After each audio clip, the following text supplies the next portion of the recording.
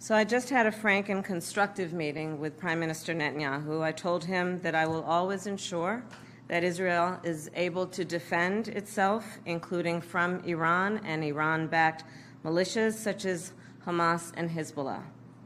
From when I was a young girl collecting funds to plant trees for Israel, to my time in the United States Senate and now at the White House, I have had an unwavering commitment to the existence of the State of Israel, to its security, and to the people of Israel. I've said it many times, but it bears repeating. Israel has a right to defend itself, and how it does so matters. Hamas is a brutal terrorist organization. On October 7, Hamas triggered this war when it massacred 1,200 innocent people, including 44 Americans. Hamas has committed horrific acts of sexual violence and took 250 hostages.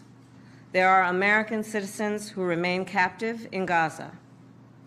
Sagi Deko Hen, Hirsch Goldberg, Poland, Idan Alexander, Keith Siegel, Omer Nutra, and the remains of American citizens Judy Weinstein, Gad Haggai, and Itai Hen are still being held in Gaza.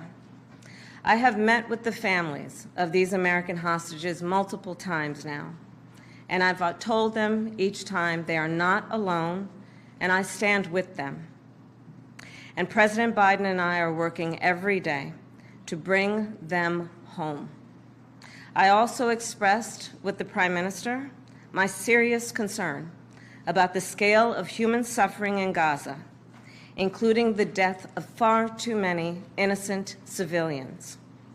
And I made clear my serious concern about the dire humanitarian situation there, with over 2 million people facing high levels of food insecurity, and 500,000 people facing catastrophic levels of acute food insecurity.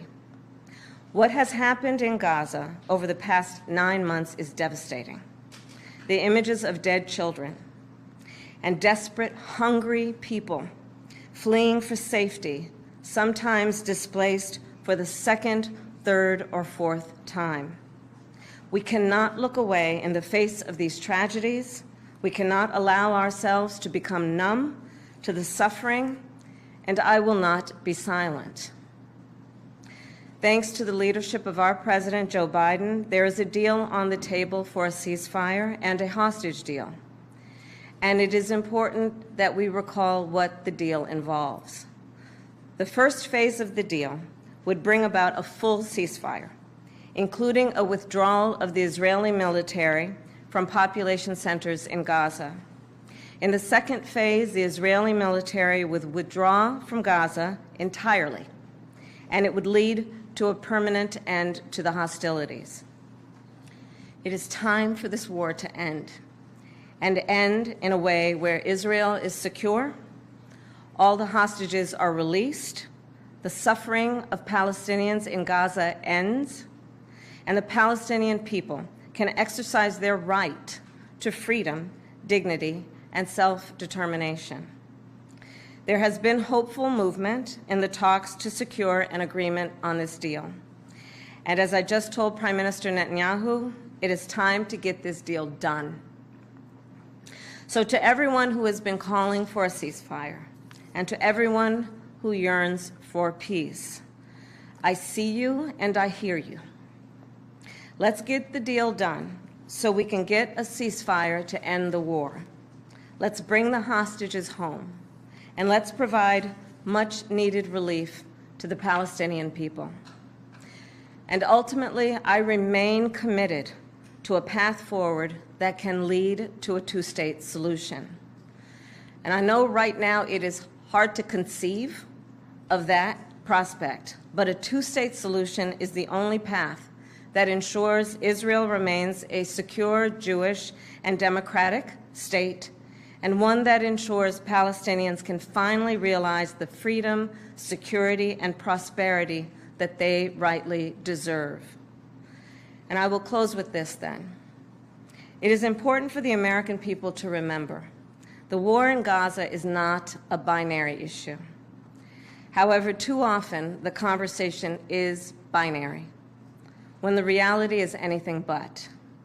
So I ask my fellow Americans to help encourage efforts to acknowledge the complexity, the nuance, and the history of the region. Let us all condemn terrorism and violence. Let us all do what we can to prevent the suffering of innocent civilians, and let us condemn anti-Semitism, Islamophobia, and hate of any kind. And let us work to unite our country. I thank you.